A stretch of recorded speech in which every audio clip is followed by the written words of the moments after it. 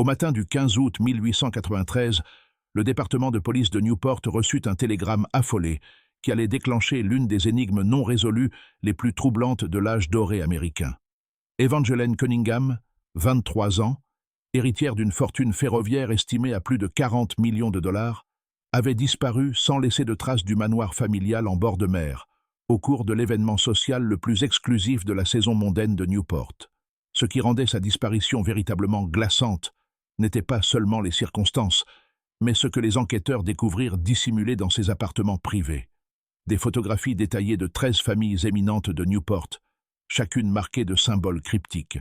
Un journal relié en cuir contenant des noms, des dates et des montants en dollars, impliquant certains des industriels les plus puissants d'Amérique dans un vaste réseau de chantage et de meurtres s'étendant sur plusieurs décennies. Et plus troublant encore, une collection de certificats de décès falsifiés, portant les signatures de 3 coronaires différents. Chacun documentait des décès officiellement classés comme accidentels, mais présentant tous des symptômes identiques d'empoisonnement à l'arsenic. Depuis plus d'un siècle, la famille Cunningham a utilisé son influence pour maintenir ses découvertes enfouies, affirmant qu'Evangeline serait morte dans un tragique accident à l'étranger. Les enquêteurs fédéraux qui tentèrent d'examiner les preuves virent mystérieusement leur accès bloqué par des ordonnances judiciaires signées par des juges ayant des liens financiers avec les mêmes intérêts ferroviaires qu'Evangeline enquêtait.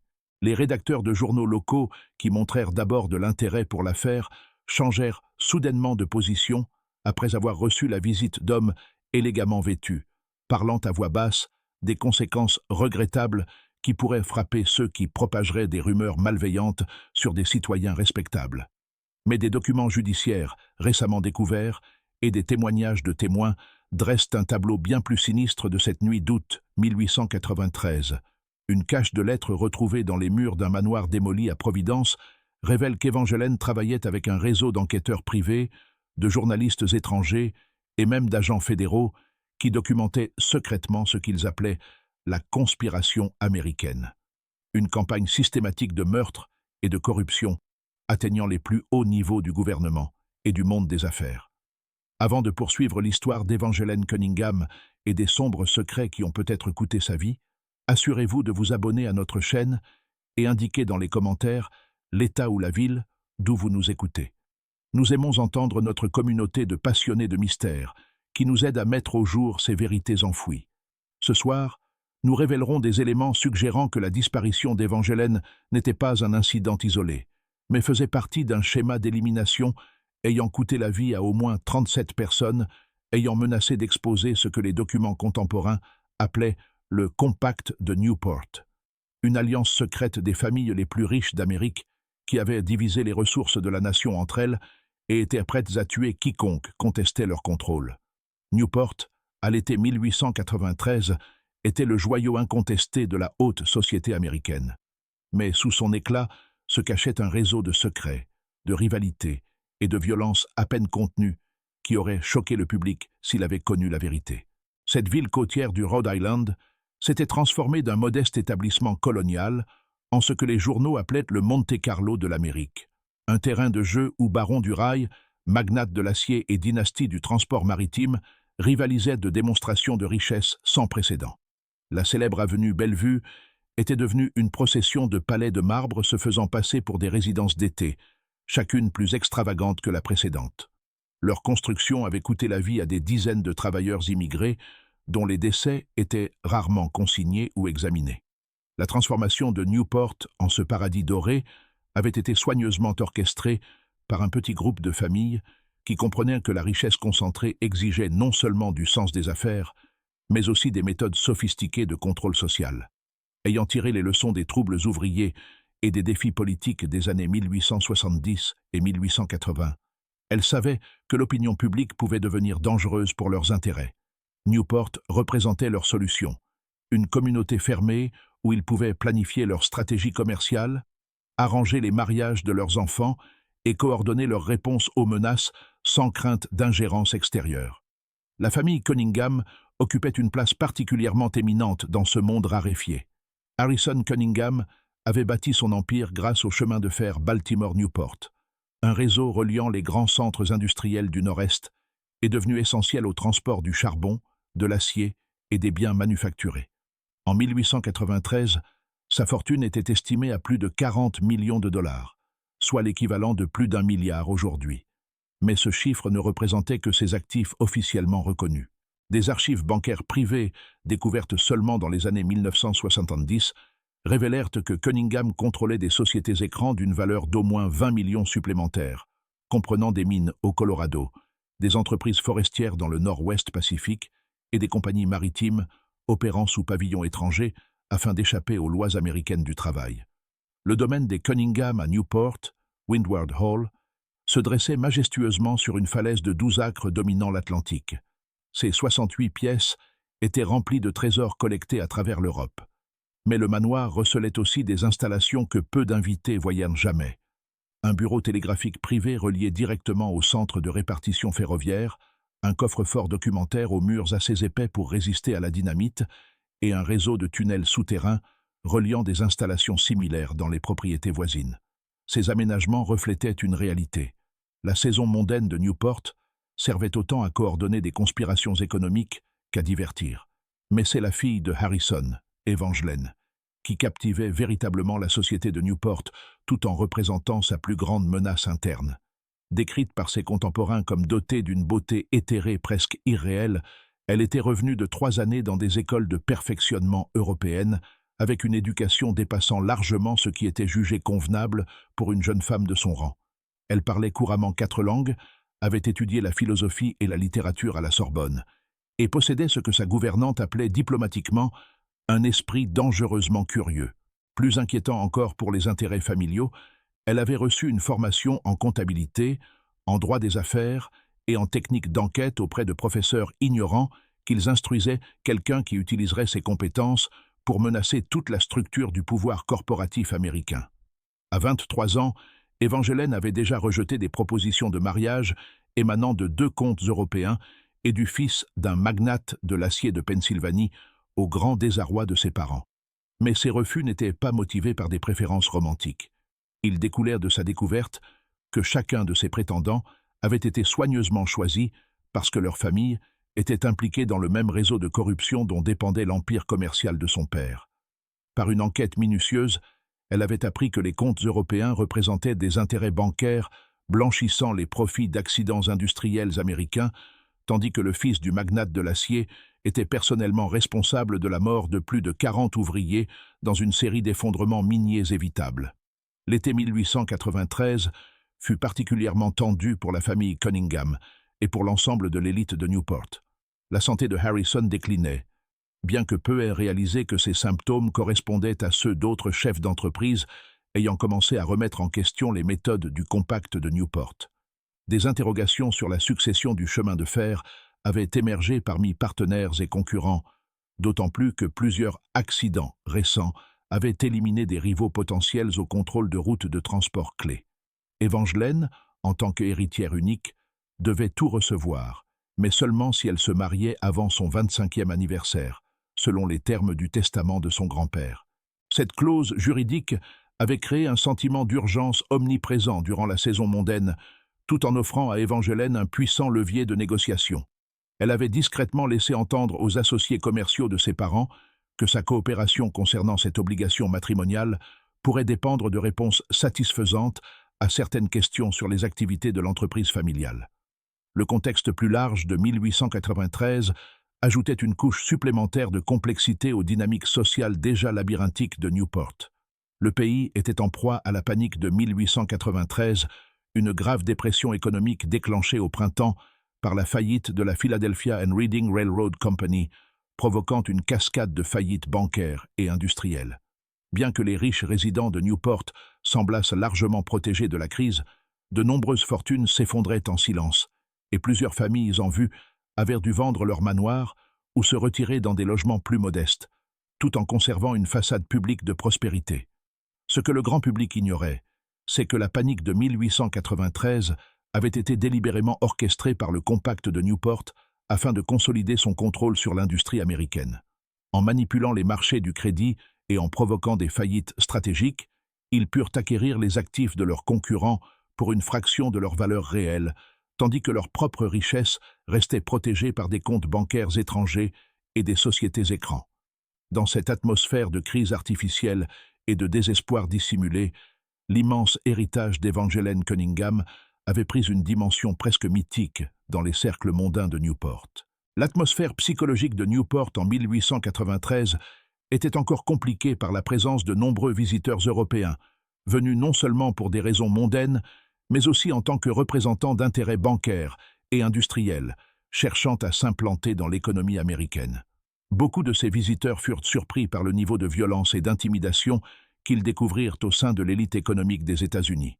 Le comte Friedrich von Stauffen, banquier allemand ayant assisté à plusieurs événements mondains à Newport cet été-là, écrivit dans son journal intime « Les Américains parlent de concurrence commerciale, mais ce que j'observe ici ressemble davantage à une guerre médiévale menée avec des armes modernes.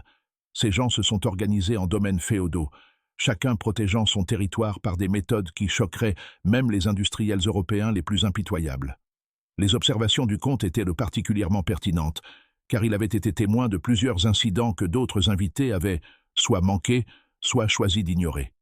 Lors d'une réception dans les jardins du domaine Peyton, il observa Theodore Peyton engagé dans une discussion animée avec un homme qui semblait être un fonctionnaire fédéral. La conversation se termina lorsque Peyton remit à l'officiel une serviette en cuir, après quoi ce dernier quitta immédiatement les lieux sans participer aux festivités. Lorsque von Stauffen s'enquit discrètement de l'incident, on lui répondit que de tels échanges relevèrent d'affaires courantes qui ne concernaient pas les invités. La soirée du 14 août 1893 débuta comme tant d'autres dans le calendrier mondain de Newport, mais les témoignages contemporains suggèrent que nombre de participants savaient qu'ils assistaient peut-être à l'acte final d'un drame qui se construisait depuis des mois. Et les Cunningham organisaient leur bal annuel de fin d'été, une tradition devenue l'une des invitations les plus convoitées de la saison, mais aussi un rassemblement servant des objectifs bien plus vastes que le simple divertissement. Plus de 300 invités avaient été conviés à Windward Hall, représentant non seulement la crème de la société américaine et européenne, mais aussi un groupe soigneusement sélectionné de politiciens, de juges, de journalistes et de chefs d'entreprise dont la coopération était essentielle au maintien du contrôle du compact de Newport sur le commerce américain. Le manoir resplendissait de lumières électriques, encore rares en 1893, démonstration d'une sophistication technologique que peu de résidences privées pouvaient égaler. Ce système électrique n'avait pas été installé uniquement pour l'éclairage, mais aussi pour alimenter un central téléphonique privé, permettant à la famille Cunningham de communiquer instantanément avec les centres de répartition ferroviaire, les bourses et les bureaux de télégraphe à travers le pays. Des lanternes chinoises illuminaient les jardins en terrasse descendant vers l'océan. Mais dissimulés parmi ces éclairages décoratifs se trouvèrent des projecteurs à chaud, capables d'illuminer instantanément l'ensemble du domaine en cas de problème de sécurité. La liste des invités révélait la véritable nature de la structure sociale de Newport. Parmi les présents figurait le sénateur Marcus Hale de Pennsylvanie, qui avait systématiquement voté contre les lois sur la sécurité ferroviaire, le juge Cornelius Weatherby de la Cour suprême du Rhode Island, qui avait rejeté de nombreuses poursuites contre des entreprises industrielles, et le docteur Edmund Sheffield, médecin légiste de l'État, dont les certificats de décès avaient permis de classer des dizaines d'accidents industriels comme des actes de Dieu plutôt que comme des cas de négligence patronale. Étaient également présents 3 diplomates étrangers, dont les gouvernements négociaient discrètement des accords commerciaux accordant aux entreprises américaines un accès préférentiel aux marchés étrangers en échange de paiements privés substantiels à des responsables européens. Ce soir-là, Evangeline apparut vêtue d'une robe de soie bleu pâle, portant les célèbres saphirs Cunningham, un collier valant plus que ce que la plupart des gens gagneraient en plusieurs vies. Ce bijou contenait toutefois un compartiment secret renfermant certaines des preuves les plus accablantes qu'elle détenait contre le compact de Newport. Ceux qui lui parlèrent ce soir-là se rappelèrent un plus tard qu'elle semblait inhabituellement animée, presque exaltée, bien que plusieurs invités aient perçu une tension sous-jacente suggérant qu'elle se préparait à une action décisive.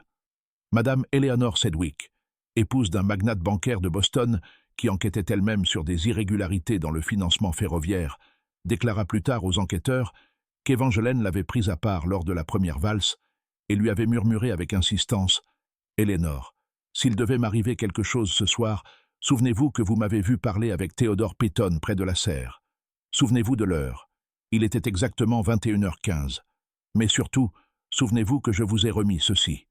À cet instant, Evangeline glissa une petite clé dans la main gantée de Madame Sedgwick, ajoutant « Boîte postale 247 à Providence. La combinaison est ma date de naissance inversée.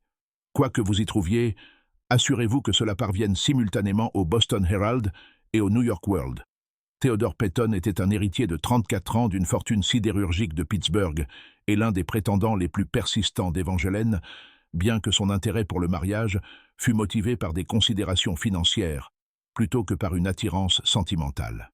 Connu pour son tempérament instable et ses dettes de jeu dépassant les 200 000 $, Payton faisait pression depuis des mois sur la famille Cunningham pour être autorisé à courtiser Evangeline officiellement. Ce que peu de gens savaient, c'est que ces dettes étaient détenues par le compact de Newport lui-même, ayant été rachetées à ses créanciers d'origine afin de garantir sa coopération avec les activités de l'organisation. Ce soir-là, plusieurs témoins observèrent des échanges houleux entre Payton et Harrison Cunningham, bien que le contenu de leur discussion restât privé. Toutefois, James Weatherby, fils du juge et associé junior dans l'entreprise ferroviaire Cunningham, était placé de manière à entendre une partie de ces conversations. Selon son témoignage ultérieur, Harrison Cunningham tentait de convaincre Payton que des méthodes plus directes pourraient être nécessaires pour régler la situation d'Evangeline. Si Payton exprima des inquiétudes concernant les complications étrangères que de telles méthodes pourraient entraîner, ces complications faisaient référence à l'abondante correspondance d'Evangeline avec des journalistes et des enquêteurs européens documentant l'ampleur internationale de la corruption des entreprises américaines. Grâce à ses contacts issus de son éducation européenne, elle avait établi des relations avec des reporters du London Times, du Figaro de Paris et d'un journal berlinois, tous en train de préparer des enquêtes révélant des pratiques commerciales américaines contraires au droit international. Le compact de Newport avait déjà versé des pots de vin considérables pour étouffer certaines de ces affaires, mais la coopération d'Evangeline était essentielle pour empêcher une campagne internationale coordonnée susceptible d'entraîner des sanctions commerciales et des conséquences diplomatiques. Au fil de la soirée, Evangeline se déplaça parmi les invités avec une énergie presque frénétique, engageant des conversations inhabituellement longues avec diverses personnes, dont beaucoup rapportèrent plus tard avoir eu l'impression qu'elles mettaient à l'épreuve leur connaissance ou leur loyauté. Le professeur Marcus Aldrich de l'université Yale, invité par une famille influente de Newport, se souvint avoir été surpris lorsqu'Evangeline l'aborda avec des questions détaillées sur de récentes découvertes archéologiques en Égypte. Elle s'intéressait particulièrement aux méthodes de conservation des documents et des artefacts sur de très longues périodes.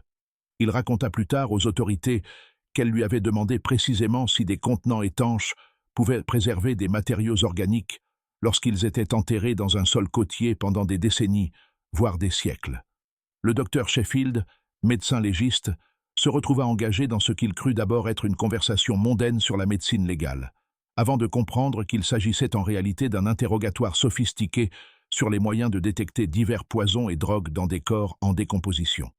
Evangeline démontrait une connaissance des techniques médico-légales bien au-delà de ce que l'on attendait d'une femme de la bonne société, posant des questions précises sur la durée de détection de différentes substances dans les tissus humains et sur la possibilité de confondre certains toxiques avec des maladies naturelles. Vers 22h30, au plus fort des festivités, Evangeline quitta la salle de bal, prétextant devoir aller chercher un héritage familial dans ses appartements privés afin de le montrer au comte von Stauffen, qui avait manifesté un intérêt pour l'histoire des chemins de fer américains. Ce comportement n'avait rien d'inhabituel. Les Cunningham étaient connus pour leurs démonstrations improvisées de leur collection d'art et de documents historiques. Ce qui était inhabituel, en revanche, c'est qu'Evangeline demanda expressément à ce qu'aucun domestique ne l'accompagne, insistant sur le fait qu'elle pouvait se débrouiller seule et souhaitait choisir les objets personnellement. Ce que les invités ignoraient, c'est que cette demande de montrer des documents historiques au comte von Stauffen constituait en réalité un signal codé, arrangé plusieurs semaines auparavant. Le comte n'était pas un simple visiteur mondain, mais un représentant d'intérêts bancaires européens enquêtant sur des irrégularités dans le financement ferroviaire américain, à la demande d'investisseurs allemands soupçonnant d'être lésés. Evangeline lui fournissait secrètement des informations sur les opérations internationales du Compact de Newport, et sa mention du retrait de documents était le signal convenu pour préparer le transfert final de preuves destinées à exposer la conspiration aux autorités européennes. La dernière apparition confirmée d'Evangeline Cunningham fut observée par James Wetherbee, qui la croisa sur le grand escalier du manoir à 22h45. Selon le témoignage détaillé de Wetherbee, Evangeline descendait les marches rapidement, portant ce qui semblait être une petite mallette ou un portefeuille en cuir, ainsi qu'un sac en toile plus volumineux, paraissant contenir des objets encombrants. Lorsqu'il lui proposa de l'accompagner jusqu'à la salle de bal, elle refusa en disant « Il existe des vérités plus importantes que les convenances sociales, James, des secrets qui ne peuvent plus être gardés. Ton père comprendra bientôt ce que je veux dire. » Wetherbee se souvint plus tard que l'attitude d'Evangeline n'était pas empreinte de peur, mais au contraire de détermination, presque d'exaltation, comme si elle passait enfin à l'action après une longue période de préparation. Elle fit également une remarque énigmatique au sujet de polices d'assurance déjà activées, ajoutant que certaines lettres avaient été postées plus tôt dans l'après-midi afin de garantir que la vérité survivrait, quoi qu'il puisse lui arriver cette nuit-là. Lorsqu'Evangeline ne revint pas dans la salle de bal après plus d'une heure, sa mère, Constance Cunningham, envoya des domestiques vérifier ses appartements. Ils découvrirent sa chambre vide, présentant des signes évidents d'un départ précipité. Une fenêtre donnant sur l'océan était ouverte et plusieurs objets de valeur avaient disparu, notamment une quantité importante de bijoux et d'argent liquide. Plus mystérieux encore, le coffre-fort privé d'Evangeline avait été ouvert, non pas forcé, mais déverrouillé à l'aide de la combinaison correcte, et tous les documents qu'il contenait avaient disparu. Cependant, les domestiques relevèrent également des indices suggérant que la chambre avait été fouillée par plusieurs personnes après le départ d'Evangeline. Des meubles avaient été légèrement déplacés, des compartiments secrets avaient été repérés et inspectés, et même les lames du plancher portèrent des traces indiquant qu'elles avaient été soulevées puis soigneusement remises en place. Cela laissait penser que ce qu'Evangeline avait emporté depuis son coffre-fort était connu d'autres parties, lesquelles avaient mené leurs propres recherches pour trouver d'éventuels documents qu'elle aurait laissés derrière elle. La réaction immédiate à la disparition d'Evangeline révéla la complexité des relations et des rivalités qui définissaient la société dorée de Newport. Elle mit également en lumière les méthodes sophistiquées que les familles les plus riches d'Amérique avaient développées pour contrôler l'information et gérer les scandales potentiels. Le premier réflexe de Harrison Cunningham fut de maîtriser le récit, engageant immédiatement des enquêteurs privés de l'agence Pinkerton plutôt que de s'en remettre uniquement aux forces de l'ordre local. Cette décision se révéla déterminante par la suite. Elle permit à la famille d'étouffer des preuves susceptibles d'accélérer la résolution de l'affaire tout en exposant l'ampleur de la compromission des autorités locales par les intérêts industriels. Les agents Pinkerton, dirigés par le capitaine détective William Harrington, commencèrent leur enquête en examinant les effets personnels d'Evangeline et en interrogeant le personnel du manoir. Ce qu'ils découvrirent dressa le portrait d'une jeune femme menant une existence bien plus complexe et dangereuse que quiconque ne l'avait imaginé. Des compartiments dissimulés dans son secrétaire révélèrent une correspondance avec des avocats, des banquiers, des enquêteurs fédéraux et ce qui semblait être des détectives privés basés aussi loin qu'à Chicago, San Francisco, Londres et Paris. Les lettres évoquaient des irrégularités dans les contrats ferroviaires, des inspections de sécurité falsifiées, des systèmes de corruption impliquant des responsables fédéraux et, plus inquiétant encore, l'élimination coordonnée de témoins jugés gênants. Le capitaine Harrington, fort de 20 années d'expérience dans l'investigation des crimes d'entreprise, écrivit plus tard dans ses notes privées que la collection documentaire d'Evangeline constituait la preuve la plus complète de corruption systémique qu'il ait jamais rencontrée. Ces dossiers contenaient non seulement des accusations et des soupçons, mais aussi des copies de documents falsifiés, des photographies de réunions secrètes et des registres financiers détaillant le transit de fonds de corruption à travers des sociétés écrans et des comptes bancaires étrangers. Encore plus troublantes étaient les notes minutieuses qu'Evangeline tenait sur la vie privée et les activités commerciales des familles les plus influentes de Newport. Un journal intime rédigé en code que les agents Pinkerton mirent 3 semaines à déchiffrer avec l'aide d'experts en cryptographie du département du Trésor contenait des informations compromettantes concernant des liaisons extraconjugales, des fraudes commerciales, de la corruption politique et ce qui ressemblait à une conspiration organisée entre plusieurs compagnies ferroviaires visant à truquer les prix, éliminer la concurrence et étouffer les enquêtes sur la sécurité. Une entrée datée de seulement 2 jours avant sa disparition indiquait « Les contrats Peyton sont frauduleux. Je dispose désormais de preuves documentaires montrant que l'acier utilisé dans la construction du pont de Baltimore a été volontairement remplacé par des matériaux de qualité inférieure afin d'augmenter les marges bénéficiaires. TP a personnellement approuvé cette substitution, sachant que la défaillance structurelle était pratiquement inévitable. Les spécifications initiales prévoyaient de l'acier de catégorie A sur toute la structure, mais les matériaux livrés étaient de catégorie C, accompagnés de certificats falsifiés. Le consultant en ingénierie ayant découvert la substitution, Robert Henley, mourut dans un incendie d'hôtel 3 jours après avoir remis son rapport. Son remplaçant, le docteur Marcus Webb, fut payé 50 000 $ pour certifier les matériaux défectueux comme étant conformes. Le pont de Baltimore, mentionné dans les notes d'Evangeline, s'était effondré 6 mois plus tôt durant l'heure de pointe matinale, tuant 17 ouvriers et en blessant des dizaines d'autres. L'enquête officielle avait conclu que la catastrophe était due à une tempête de verglas imprévue ayant exercé une contrainte excessive sur la structure. Les documents d'Evangeline suggéraient cependant une explication bien plus sinistre. Si ces allégations étaient exactes, Theodore Peyton et potentiellement d'autres membres de la haute société de Newport se rendaient coupables de meurtres prémédités, déguisés en négligence industrielle. Au fur et à mesure de l'avancée de l'enquête du capitaine Harrington, un schéma d'accidents suspects et de décès mystérieux liés aux entreprises contrôlées par l'élite de Newport commença à émerger.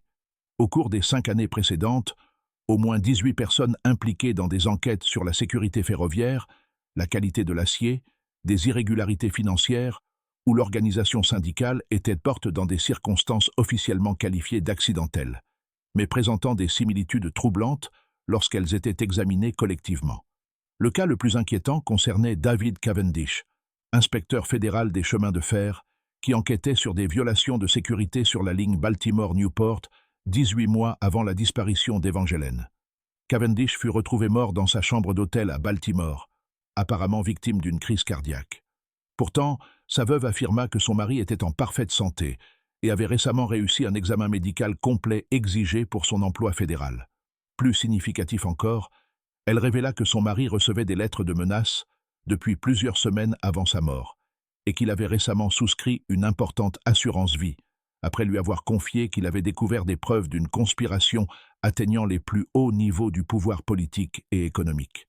Madame Cavendish tenta de transmettre les dossiers d'enquête de son mari aux autorités fédérales, mais les documents disparurent mystérieusement de leur domicile pendant les funérailles, apparemment emportés par des individus ayant pénétré dans la maison sans forcer porte ni fenêtre. Lorsqu'elle contacta directement la famille Cunningham pour obtenir des réponses sur la mort de son mari et demander l'accès à des registres de sécurité ferroviaire susceptibles d'étayer son enquête, elle reçut la visite de 2 hommes élégamment vêtus, se présentant comme des représentants d'intérêts soucieux d'empêcher la diffusion de rumeurs malveillantes. Ils ne la menacèrent pas explicitement, mais laissèrent entendre que l'enquête de son mari reposait sur des malentendus et des informations incomplètes, susceptibles d'entraîner de fâcheuses conséquences juridiques si elle persistait à accuser des dirigeants respectés.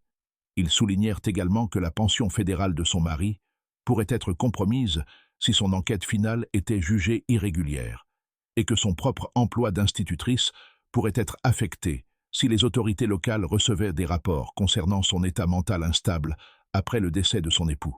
Peu après cette visite, Madame Cavendish reçut un paiement anonyme substantiel, accompagné d'un mot suggérant qu'il serait prudent d'abandonner ses recherches et de s'installer dans une autre ville, afin de recommencer une nouvelle vie, sans le poids de souvenirs douloureux. Elle obtempéra, s'installant en Oregon, et ne parlant plus jamais publiquement de la mort de son mari, mais non sans avoir auparavant confié en secret des copies des notes restantes de son enquête à un ami journaliste ayant promis de poursuivre les investigations. Ce journaliste, Michael O'Connor du Baltimore Sun, entama à son tour une enquête sur les violations de sécurité ferroviaire. Ses efforts furent systématiquement entravés par des responsables affirmant que les documents pertinents avaient été mal classés ou détruits lors de procédures administratives courantes. Lorsqu'O'Connor tenta d'interroger d'autres inspecteurs fédéraux, il découvrit que plusieurs avaient été mutés vers des postes isolés, tandis que d'autres avaient été promus à des fonctions ne leur donnant plus accès aux données opérationnelles de sécurité. Son enquête révéla également que le schéma de décès d'inspecteurs allait bien au-delà du seul cas Cavendish. Au cours des 3 années précédentes, 7 inspecteurs fédéraux travaillant sur des questions de sécurité ferroviaire étaient morts dans des circonstances qui, bien que plausibles prises individuellement, formaient un ensemble statistiquement impossible lorsqu'on les considérait collectivement. 3 d'entre eux avaient succombé à des crises cardiaques malgré l'absence totale d'antécédents cardiaques. 2 étaient morts dans des incendies d'hôtels qui avaient également détruit leur dossier d'enquête. L'un s'était noyé dans des circonstances suggérant qu'il avait été drogué avant d'entrer dans l'eau, et un autre avait été tué lors de ce qui semblait être un vol aléatoire, survenu quelques jours seulement avant qu'ils ne doivent témoigner devant une commission du Congrès au sujet de violations des normes de sécurité. La découverte la plus glaçante dans les dossiers d'Evangeline était un document ressemblant à une liste de tarifs pour divers services fournis par ce qui était appelé le Bureau d'ajustement de Newport. Rédigé en code, mais accompagné d'une clé qu'Evangeline semblait être parvenue à décrypter, le document détaillait les honoraires pour des solutions permanentes à des problèmes persistants, des résolutions accidentelles de situations gênantes et des services complets de gestion de réputation. Les prix variaient de 5 000 $ pour une simple intimidation à 50 000 $ pour une élimination définitive assortie d'un nettoyage documentaire complet. L'enquête du capitaine Harrington sur ce document le conduisit à découvrir que le bureau d'ajustement de Newport était apparemment une organisation bien réelle, opérant depuis des bureaux à New York, Chicago et San Francisco, et offrant ce qu'elle présentait comme des services de conseil discrets à destination des grandes entreprises industrielles. Cependant, lorsque Harrington tenta d'enquêter directement sur cette organisation, il constata que ses bureaux avaient fermé, que son personnel avait disparu et que ses registres d'activité avaient été retirés de toutes les archives officielles. 3 semaines après la disparition d'Evangeline, le capitaine Harrington fit une découverte qui allait modifier radicalement le cours de l'enquête et révéler l'ampleur véritable de la conspiration qu'elle avait documentée.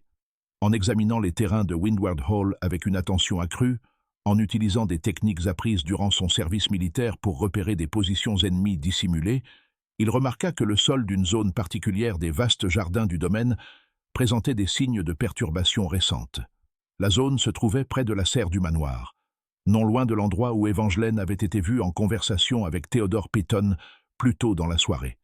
Elle était également visible depuis plusieurs fenêtres du manoir, suggérant que la personne ayant remué la terre avait fait preuve soit d'une audace extrême, soit d'une confiance absolue dans le fait de ne pas être interrompue.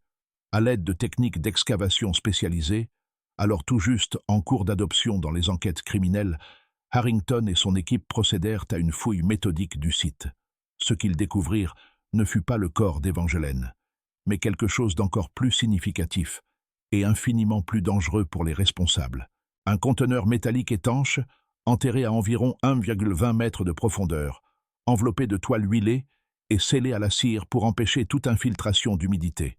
À l'intérieur se trouvaient des copies des documents disparus du coffre-fort d'Evangeline, ainsi que des éléments supplémentaires dressant un tableau encore plus accablant de la corruption régnant parmi les familles les plus influentes de Newport et révélant la portée internationale de leurs activités criminelles. Les archives enfouies contenaient des registres financiers détaillés, prouvant le détournement systématique de fonds de la caisse de retraite des ouvriers des chemins de fer Baltimore-Newport, des certificats d'inspection de sécurité falsifiés concernant au moins 12 grands projets de construction dans le Nord-Est, des preuves de corruption impliquant des responsables fédéraux, des juges et des politiciens locaux, et, plus choquant encore, une correspondance détaillée avec des organisations criminelles européennes spécialisées dans ce que les documents appelaient euphémiquement la résolution de problèmes industriels. Selon la documentation d'Evangeline, ce qu'elle désignait comme le compact de Newport n'était pas une simple conspiration commerciale, mais la branche américaine d'un réseau international de familles fortunées coordonnant leurs activités au-delà des frontières nationales depuis les années 1870.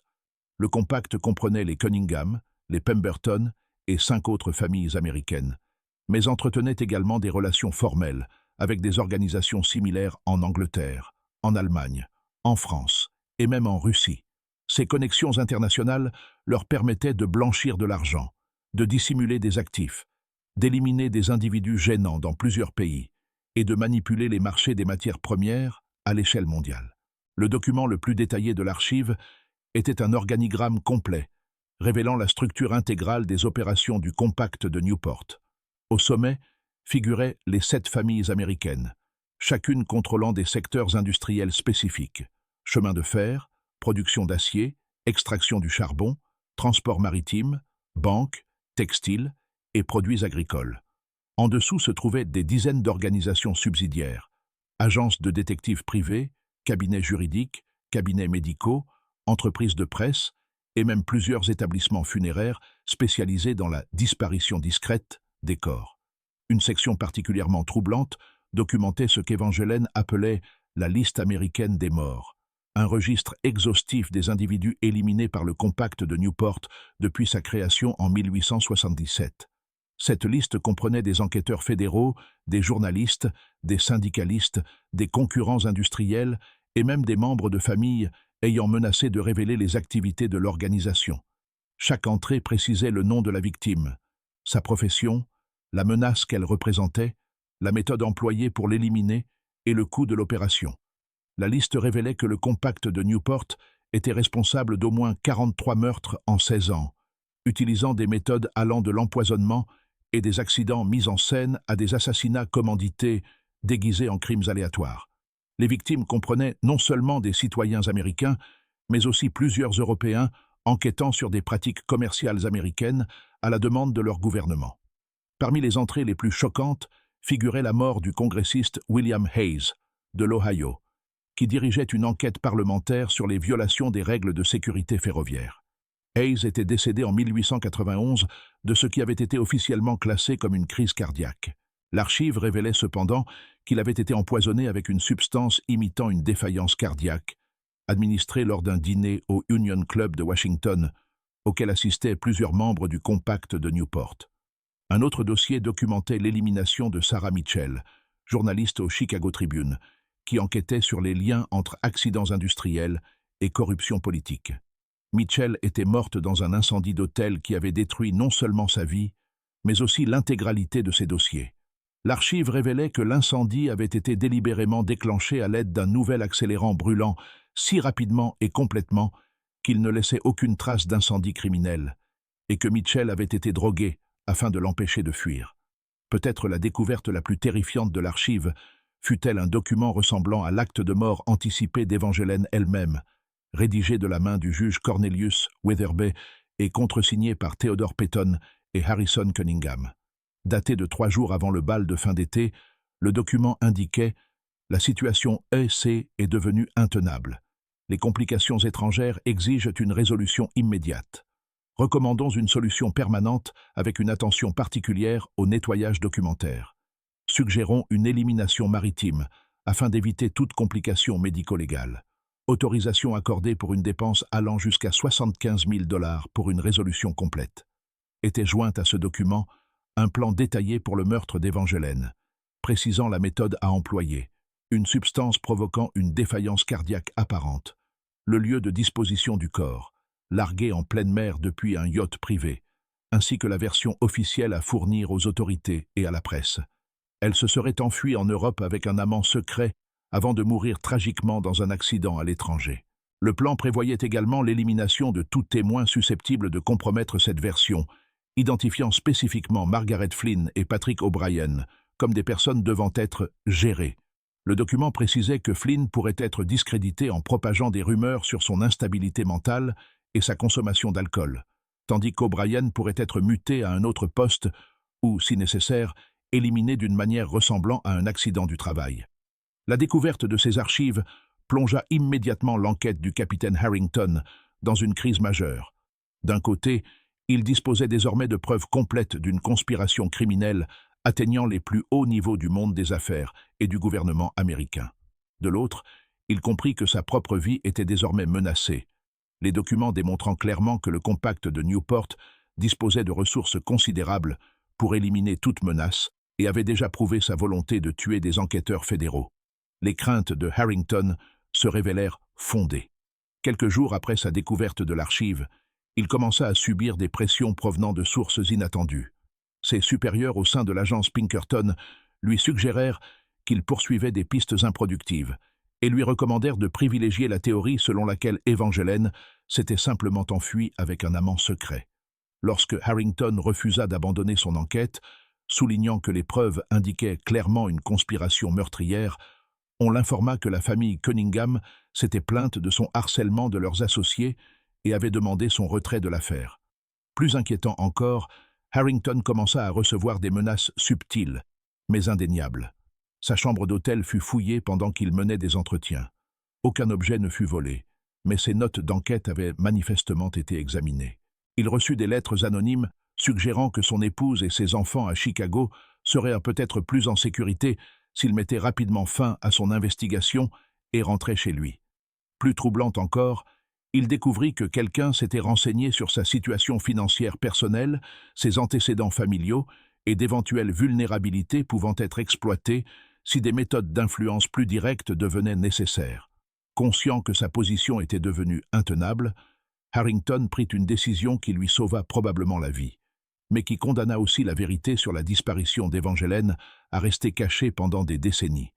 Il réalisa secrètement plusieurs copies des documents les plus importants de l'archive, les dissimula en divers endroits et organisa leur transmission à des personnes de confiance s'il lui arrivait quoi que ce soit.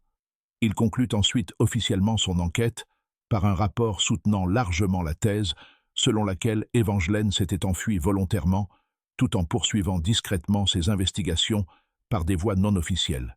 En approfondissant officieusement ses recherches sur le compact de Newport, Harrington comprit que la disparition d'Evangeline n'était pas un incident isolé, mais l'aboutissement d'une campagne systématique visant à éliminer la menace la plus sérieuse que l'organisation ait jamais affrontée.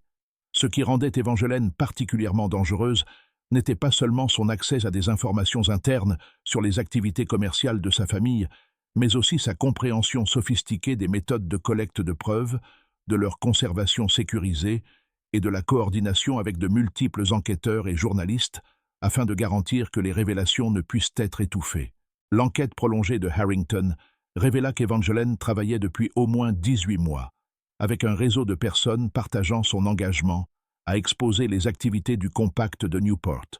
Ce réseau comprenait des enquêteurs fédéraux documentant secrètement la corruption au sein de diverses agences gouvernementales, des journalistes étrangers enquêtant sur les pratiques commerciales américaines hors de portée des intimidations nationales, et même plusieurs individus fortunés ayant rompu avec la participation de leur propre famille à la conspiration. Le membre le plus important de ce réseau était la docteure Elina Ashford, médecin et réformatrice sociale, qui enquêtait sur le lien entre les accidents industriels et l'insuffisance des soins médicaux prodigués aux ouvriers. La docteure Ashford s'était impliquée après avoir constaté que les travailleurs blessés dans des accidents ferroviaires étaient souvent pris en charge par certains médecins manifestement plus soucieux de réduire la responsabilité juridique des entreprises que de fournir des soins appropriés. Son enquête révéla que plusieurs praticiens recevèrent des honoraires substantiels pour poser de faux diagnostics, empêchant les ouvriers blessés d'intenter des poursuites contre les compagnies ferroviaires.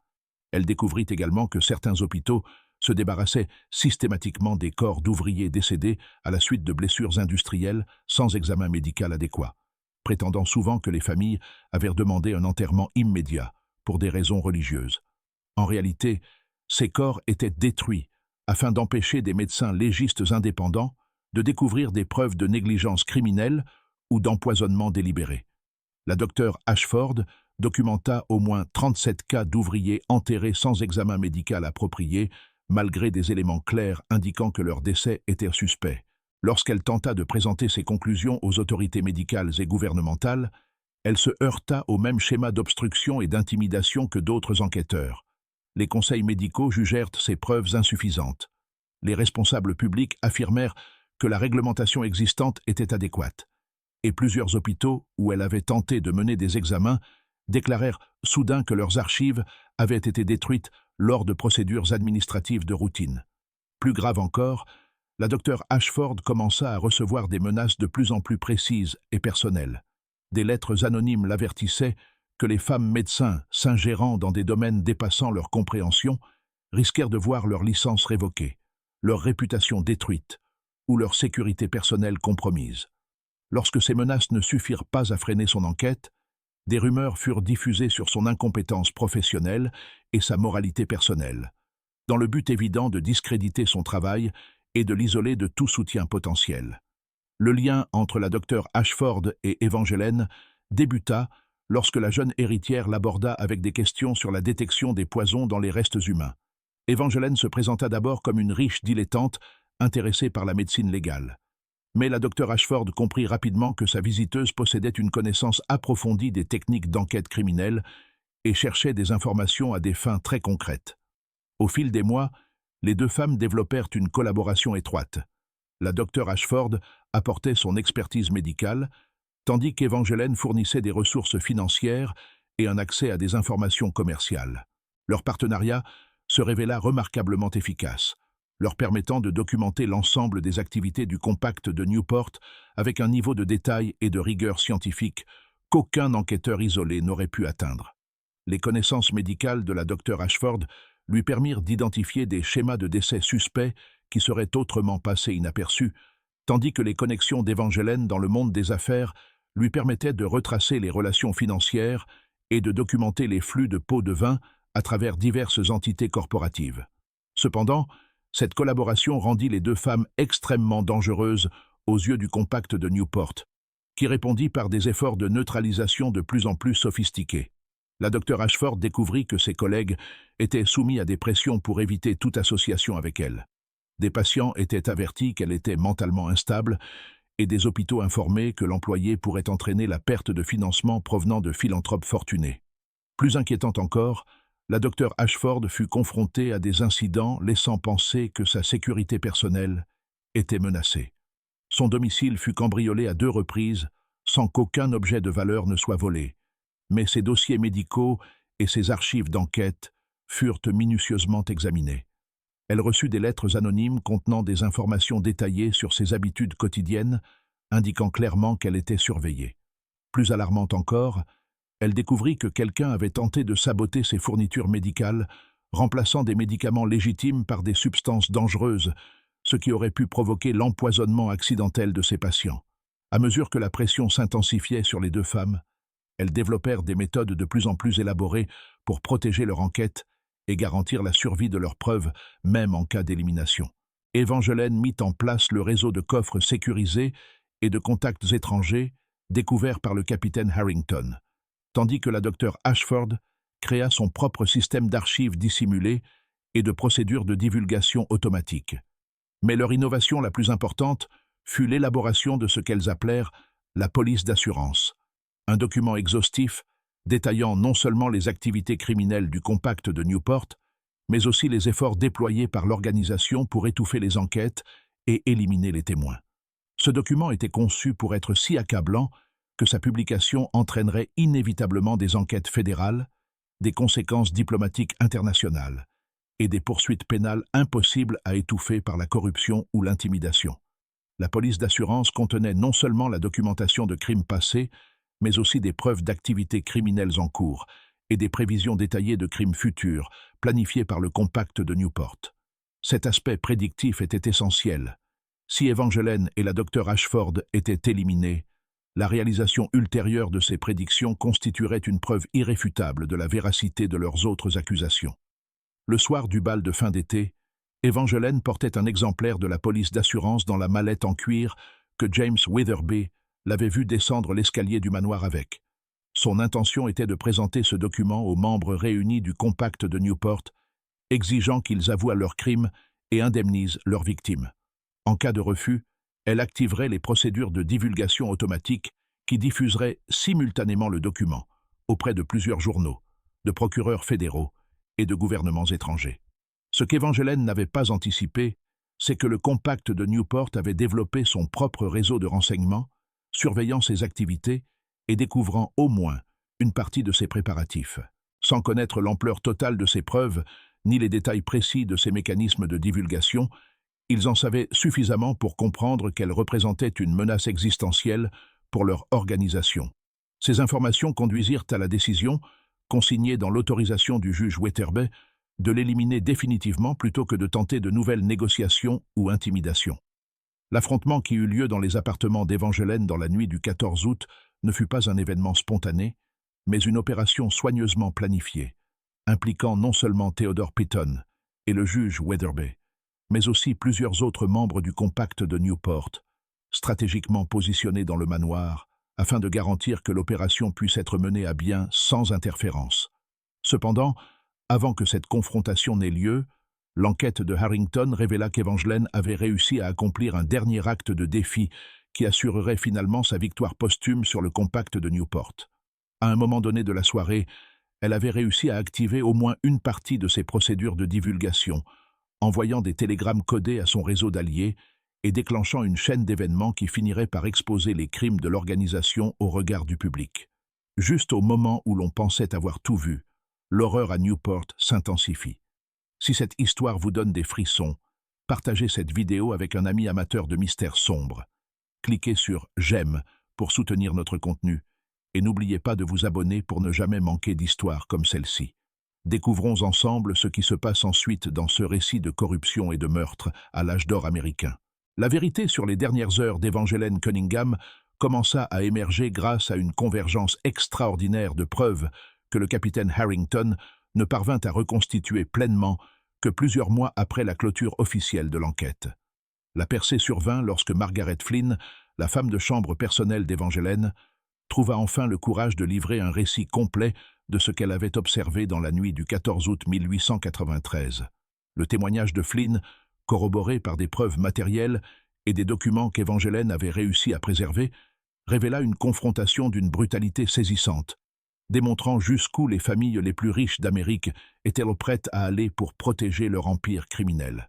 Selon le récit détaillé de Flynn, l'affrontement dans les appartements d'Evangeline avait bien eu lieu, mais il ne s'agissait pas d'une dispute spontanée ayant dégénéré. Il s'agissait au contraire d'une opération méthodiquement orchestrée, impliquant une préparation extensive et la participation d'individus ayant manifestement planifié et répété leur rôle.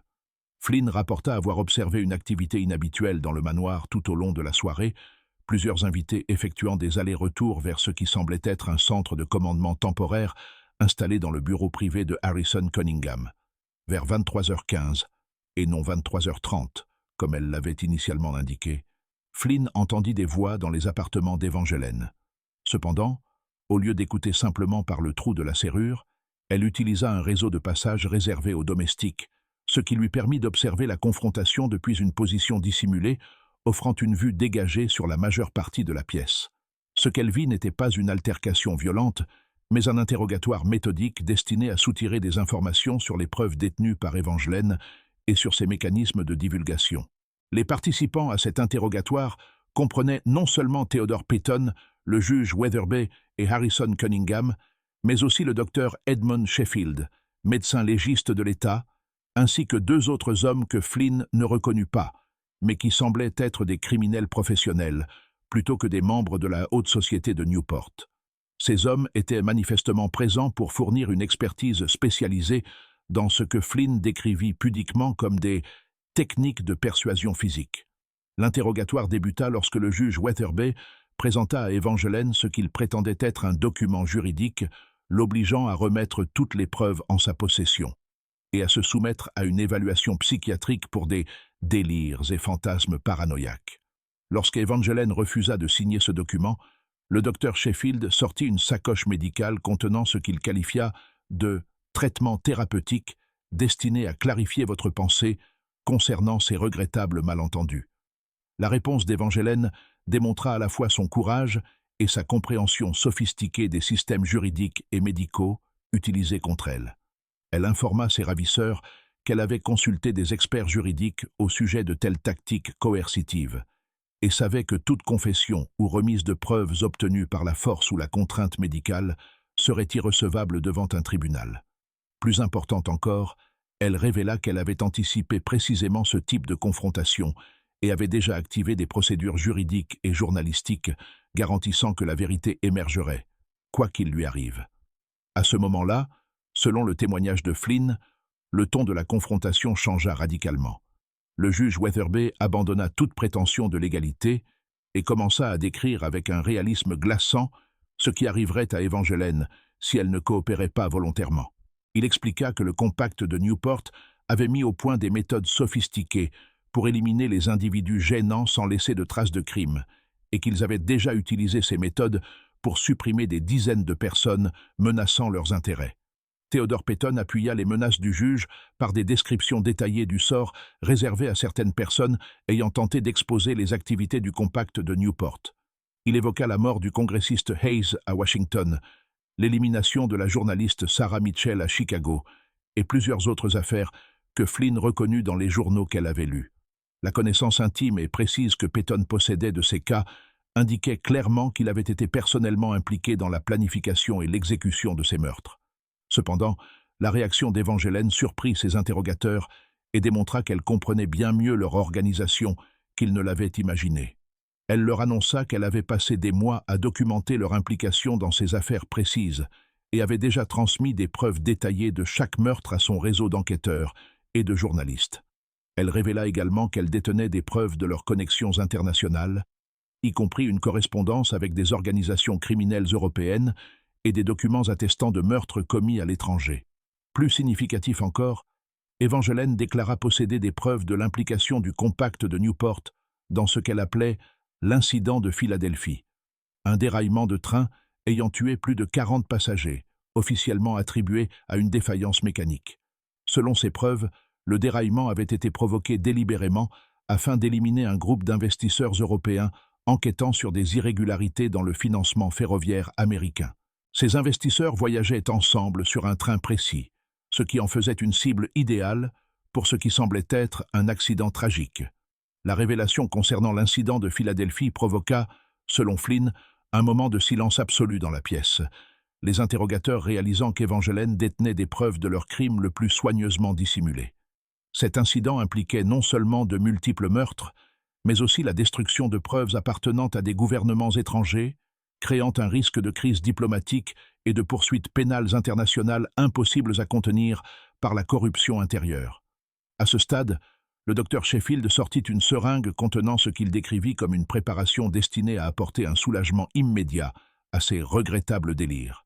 Cependant, Evangeline avait anticipé cette éventualité et s'y était préparée en ingérant une substance capable de neutraliser la plupart des poisons et des drogues courantes. Elle avait également disposé divers objets dans sa chambre, pouvant servir d'armes, si l'usage de la force devenait inévitable. La phase finale de la confrontation débuta lorsqu'Evangeline tenta d'atteindre la fenêtre menant à sa voie d'évacuation d'urgence. Elle avait préparé cet itinéraire des mois auparavant, installant une échelle de corde lui permettant de descendre jusqu'à un bateau dissimulé parmi les rochers en contrebas du manoir. Toutefois, les deux criminels professionnels avaient anticipé cette possibilité et s'étaient positionnés pour empêcher sa fuite. Selon le témoignage de Flynn, ce qui suivit fut une lutte brève, mais violente, au cours de laquelle Evangeline parvint à repousser ses assaillants suffisamment longtemps pour jeter par la fenêtre la mallette en cuir contenant ses preuves les plus importantes, espérant qu'elle serait soit emportée par la mer, soit récupérée par des alliés surveillant la situation depuis des embarcations au large. Elle fut cependant finalement submergée par le nombre et reçut l'injection de la préparation thérapeutique du docteur Sheffield. Le produit ne la tua pas immédiatement, mais induisit un état de paralysie, la laissant consciente, incapable de bouger ou de parler. Dans cet état, elle fut contrainte d'entendre ses ravisseurs discuter des méthodes précises qu'ils utiliseraient pour se débarrasser de son corps et effacer toute trace de leur implication dans sa disparition. Le juge Weatherby expliqua qu'ils attendraient que la substance fasse pleinement effet, puis transportèrent son corps jusqu'à un bateau, les attendant dans une crique isolée, à plusieurs kilomètres du manoir. Le bateau transporterait son corps loin au large, où il serait lesté et jeté dans des eaux profondes, empêchant toute récupération, même si l'emplacement venait à être découvert. Ses effets personnels seraient dispersés en divers lieux afin de donner l'impression qu'elle s'était enfuie volontairement, tandis que des documents falsifiés seraient créés pour étayer la version officielle selon laquelle elle serait morte dans un accident tragique en Europe après s'être enfuie avec un amant secret. Cependant, même paralysée et sans défense, Evangeline parvint à remporter une ultime victoire sur ses meurtriers.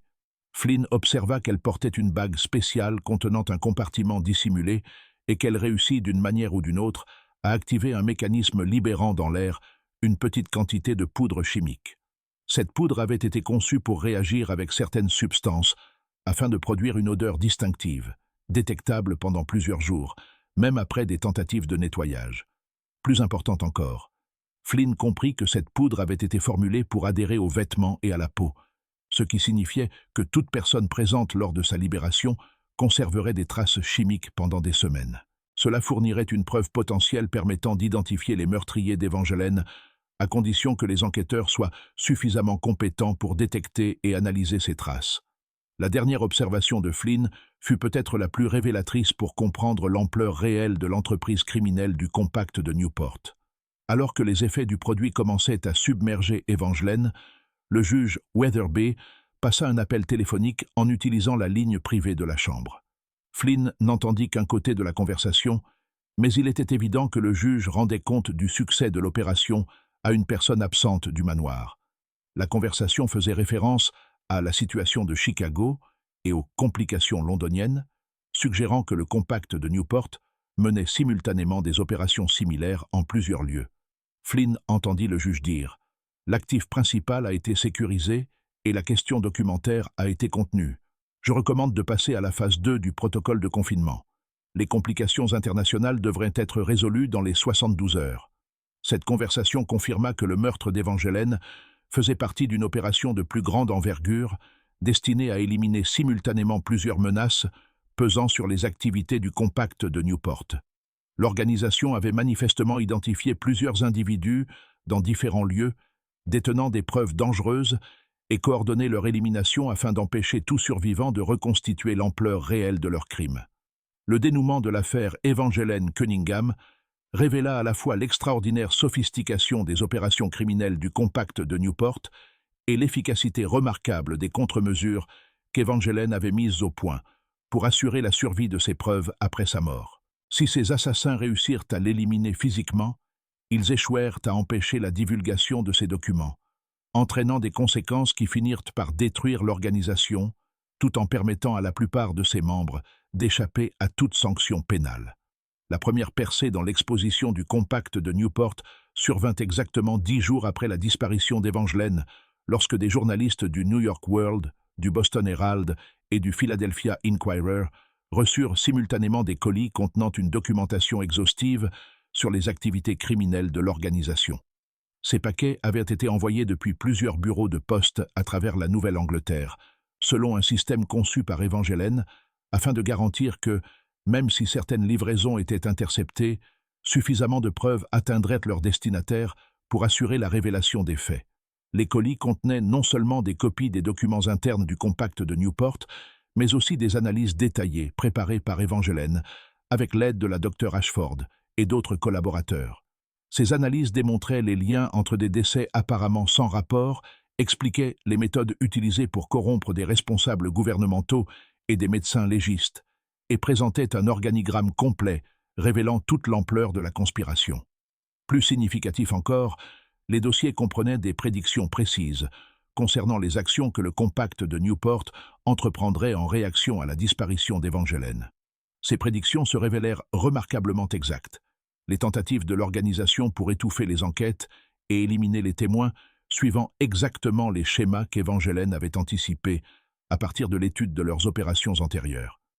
La réalisation fidèle de ces prédictions constitua une preuve puissante de la fiabilité de l'ensemble de ces accusations. Les enquêtes journalistiques qui suivirent provoquèrent une indignation publique massive et une pression politique que même le vaste réseau de corruption du compact de Newport ne put entièrement contenir. Des procureurs fédéraux furent contraints d'ouvrir des enquêtes. Des commissions du Congrès exigèrent des auditions. Une pression diplomatique internationale commença à s'exercer lorsque des gouvernements européens réalisèrent que leurs citoyens avaient été assassinés par des intérêts économiques américains. Pourtant, les conséquences judiciaires pour les membres individuels du compact de Newport furent étonnamment limitées, démontrant à quel point la richesse et l'influence politique pouvaient protéger des criminels de poursuite, même lorsque leurs crimes étaient abondamment documentés et révélés publiquement. Harrison Cunningham mourut de ce qui fut officiellement qualifié de crise cardiaque seulement 2 semaines après la publication des premiers articles de presse. Bien que la rapidité de l'apparition de ces symptômes et les circonstances de sa mort soient compatibles avec un empoisonnement, Son décès priva les procureurs de leur témoin potentiel le plus important et compliqua considérablement les poursuites contre les autres membres de l'organisation. Theodore Payton s'enfuit en Argentine quelques jours avant l'arrivée des marshals fédéraux chargés de l'arrêter, utilisant les ressources financières et les réseaux de transport que le compact de Newport avait précisément mis en place pour ce type d'urgence. Il vécut sous un nom d'emprunt dans un domaine isolé jusqu'à sa mort en 1923, sans jamais revenir aux États-Unis, tout en continuant à coordonner ses actions avec d'autres membres de l'organisation par une correspondance chiffrée et des transferts financiers. Le juge Wetherbee fut discrètement écarté de la magistrature et se retira dans une propriété privée en Californie, officiellement pour raison de santé, mais en réalité dans le cadre d'un accord négocié lui permettant d'éviter des poursuites en échange de la fourniture d'informations limitées sur la corruption judiciaire de l'organisation. Les informations qu'il livra furent soigneusement sélectionnées afin de protéger les participants les plus importants, tout en sacrifiant des associés de rang inférieur devenus encombrants. Le docteur Sheffield, médecin légiste, se suicida plutôt que de faire face à des poursuites, non sans avoir auparavant détruit des archives volumineuses qui auraient constitué des preuves de son implication dans la dissimulation de nombreux meurtres. Sa mort elle-même fut suspecte. Il fut retrouvé dans son bureau avec une blessure par balle, pouvant aussi bien être auto-infligée que causée par un tiers cherchant à l'empêcher de révéler des informations sur d'autres membres de l'organisation. Sur les 7 familles identifiées comme membres du compact de Newport, seules 2 subirent de réelles conséquences judiciaires, et celles-ci se limitèrent à des sanctions financières et à une mise à l'écart social, sans poursuite pénale. 3 patriarches de ces familles moururent dans des circonstances suspectes dans les mois suivant les révélations, apparemment victimes des mêmes méthodes d'élimination qu'ils avaient utilisées contre leurs propres ennemis. Les familles restantes utilisèrent leurs richesses et leurs relations politiques pour éviter toute poursuite, bien que leur réputation ait été durablement ternie et leurs activités économiques gravement perturbées. L'aspect le plus tragique de l'affaire fut l'élimination systématique des témoins et des informateurs potentiels après les révélations publiques. Margaret Flynn, dont le témoignage avait été crucial pour comprendre le sort d'Evangeline, disparut peu après avoir livré sa déposition aux enquêteurs.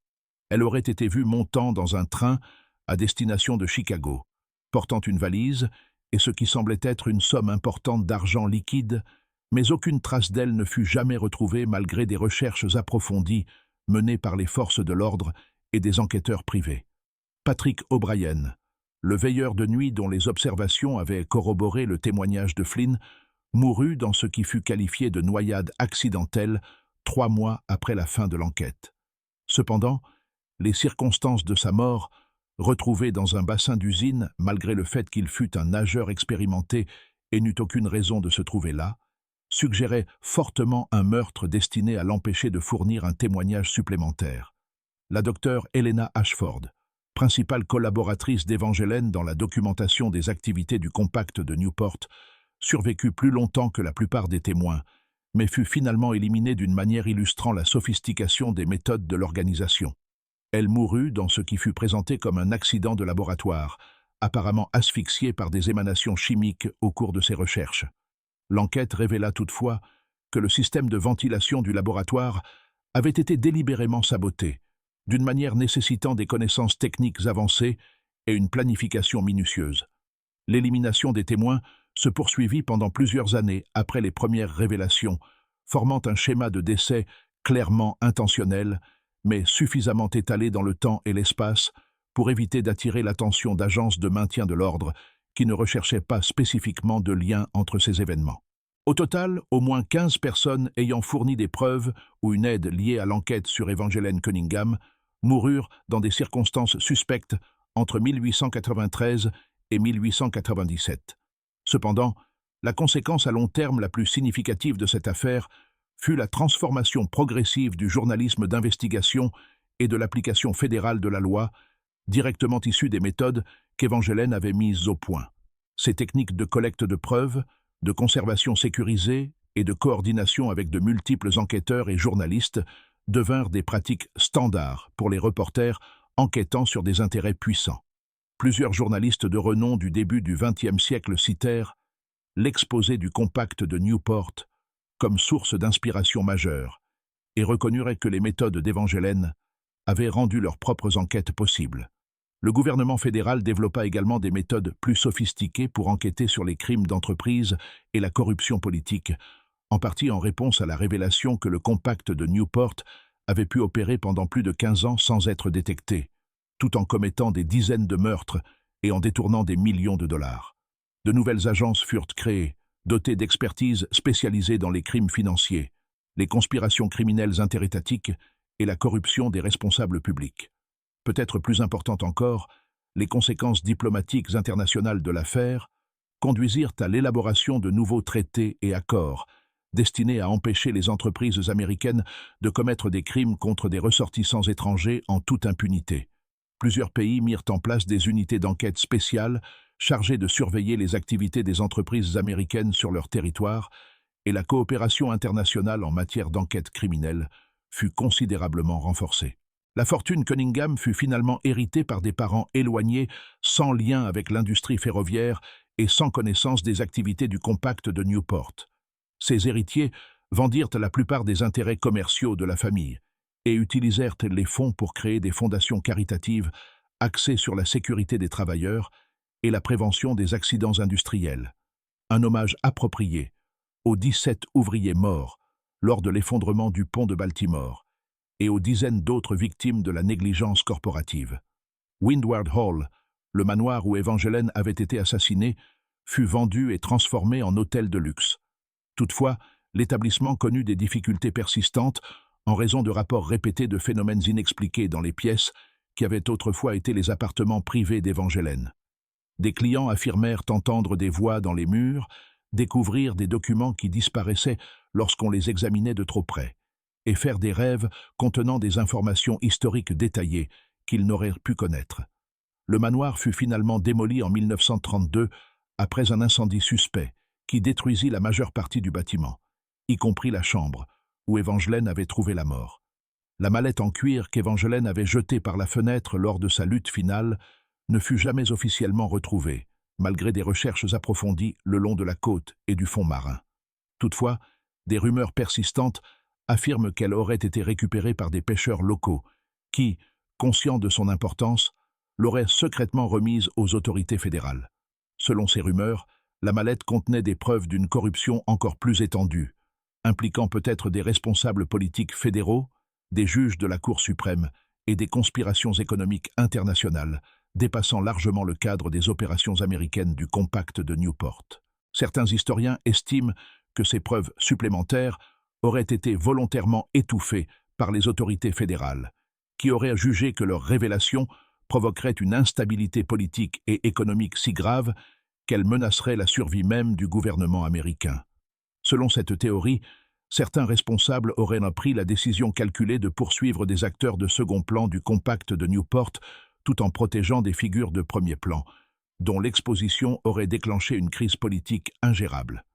Le mystère le plus persistant de l'affaire concerne le sort ultime de ce qu'Evangeline appelait la police d'assurance, le document exhaustif détaillant non seulement les crimes passés, mais aussi les activités futures prévues par le compact de Newport.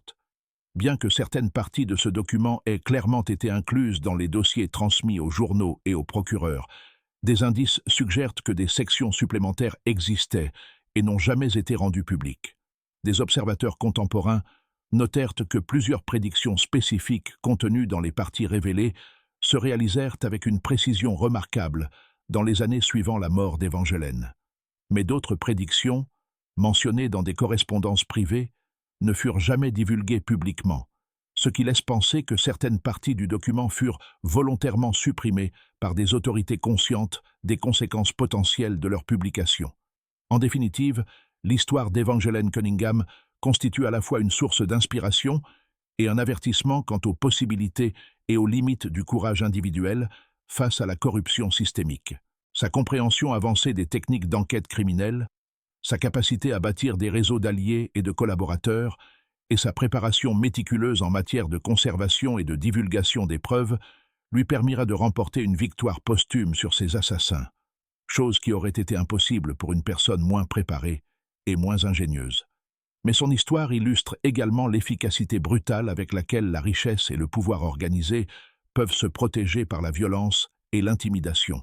Bien que ces preuves aient finalement exposé les activités du compact de Newport et conduit à la destruction de l'organisation, la plupart des participants individuels échappèrent à de lourdes sanctions et continuèrent à mener des vies confortables, soutenues par des richesses acquises par le meurtre et le vol.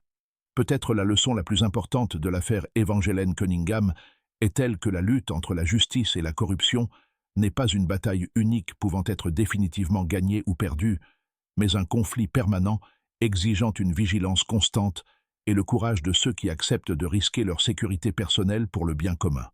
Le sacrifice d'Evangeline contribua à des avancées en matière de sécurité des travailleurs, de responsabilité gouvernementale et d'indépendance journalistique, bénéficiant à des millions de personnes. Cependant, les systèmes fondamentaux ayant permis au compact de Newport d'opérer, la concentration de la richesse et du pouvoir entre les mains d'une petite élite, demeurèrent largement inchangés.